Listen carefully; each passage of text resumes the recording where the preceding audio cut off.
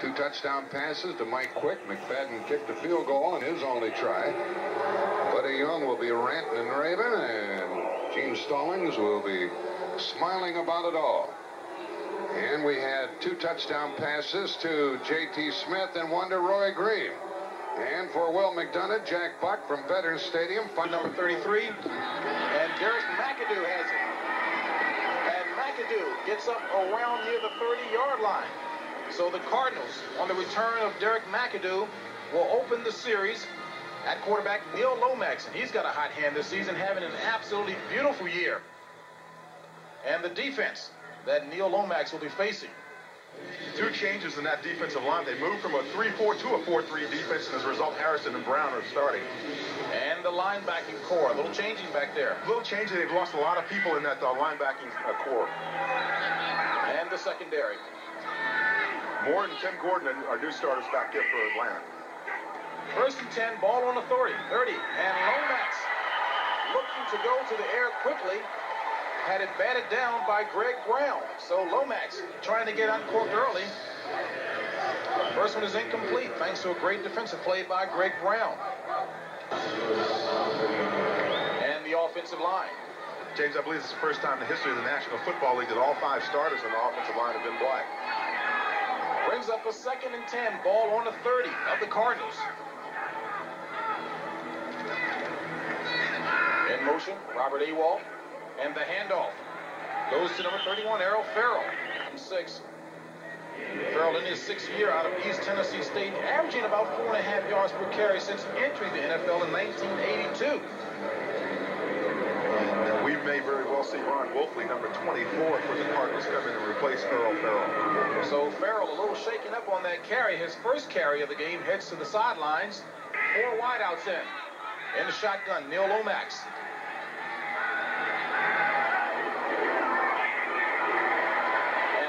Plenty of time, complete across the middle to J.T. Smith. First down territory and a bunch. J.T. Smith near the 45-yard line of Atlanta. James, the thing I like about J.T. Smith is he's got style and he's an old man. I was asking him for the fountain of youth last night. There you see him at the top of your screen. Number 84, he's going to run an in route here, in slant. Here he comes, 84, right towards you in the middle of your living room. J.T. Smith makes a beautiful cut there and a nice reception.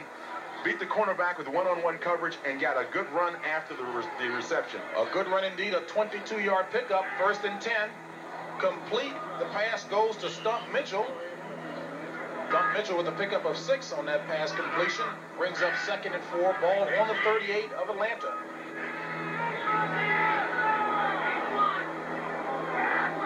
Three wideouts in. Lomax, the handoff, goes to Ron Wolfley. And Wolfley, with nowhere to go, was 2 receivers to the left. Lomax, back to pass, and complete. Out of the backfield, Ron Wolfley, and Wolfley with the first down. And one thing that's really distinguished Lomax this year is that he's been using a lot of his weapons, including his backs. He certainly has. And we were talking with Scott Campbell, quarterback of the Atlanta Falcons last night. He said he has a very difficult time throwing this pass to the backside of the backfield. But that's what a great quarterback can do for you. Neil Lomax makes it look easy, leaves Ron Wolfley enough so that he can turn upfield and get some extra yardage on the play. 1st and 10, ball on the 29 of the Falcons. In motion, Errol Farrell. Now Robert Awald. A little juggling along that offensive formation. And the handoff goes to Earl Farrell, and Farrell with no room to run. And I said a bunch of white shirts, and there are a bunch of red shirts in on the attack this time. 10,000. They'll be lucky if they get that today by the size of the crowd now. It looks very thin, James, and you got to wonder where these fans are. And it's about 50 degrees down here today. I'm sure they're out enjoying this holiday weekend. No gain on the play. 2nd and 10. Lomax ran immediately, and Lomax goes down under the grasp of John Rady. And Rady looks like he had an elastic arm that time as he came right over top of the center. Brings up a 3rd and 14. 4 wideouts in for the Cardinals. Lomax out of the shotgun. Looking for Roy Green, and he's got him complete. Oh, incomplete. Green had the ball, but dropped it. Takes those steps, And now Bobby Butler, number 23, knocks it out of his hands, and it's recovered by number 41, Tim Gordon, for the Falcons. And the Falcons will take over. 1st and 10, ball on their own 25. In motion, Arthur Cox. And, of course, Gerald Riggs, the ball carrier. Riggs with the pickup of Steve Albert and Ron Sadler. Rod Sadler, both of those guys are new guys. Linebacking core. They're expecting a lot of the number 1 draft choice, 86, Anthony Bell. And the secondary. Carl Carter and Cedric Mack have had their problems at the cornerback positions. And a pickup of 2. Brings up a 2nd and 8. Ball on the 27 of Atlanta. In motion, Arthur Cox. And the handoff to Riggs again. Riggs with a little running room. He's got daylight, and Gerald Riggs looks to have gotten near 1st down territory. And the Atlanta offense, of course, anchored by Gerald Riggs. And Ron Middleton will be starting at H-back in place of Ken Wiesenhunt today. And the handoff. The big man, of course, Riggs. And Riggs looks as if he got the 1st down, stopped by E.J. to run him as much as possible. Scott Campbell in at the helm for the Atlanta Falcons. In motion, Arthur Cox. Campbell back to pass. Looking downfield, going deep. Looking for Floyd Dixon. And Dixon falls. And Carl Carter, on the coverage that time, actually had a hand. James, I can't believe it. Carl Carter got away with mugging the receiver, Floyd Dixon. The problem was, deep in the right corner of your screen, there you see him taking off, going downfield on the go route. Now watch Carl reach in right here and just knock Floyd Dixon to the ground. And then he catches the ball, or he attempts to catch it. I don't know how he got away with that. I don't know what the ruling was with the officials. One question may be, because Carl was turning around to look for the football as well as the receiver, he's got just as much right to catch it as the receiver does. Floyd Dixon wide to the right this time, 2nd and 10.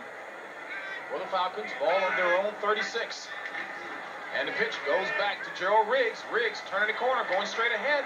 And Riggs with a good pickup of about 6 yards on the play. 84, the only running back that's outdone him is Eric Dickerson, and that's in total yards.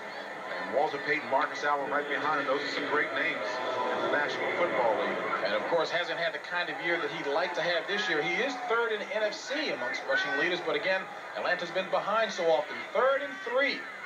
Ball on the 43 of Atlanta. Riggs again, the ball carrier, breaks a tackle and crawls ahead about 1.5 yards to 2 by a touchdown to the Jets.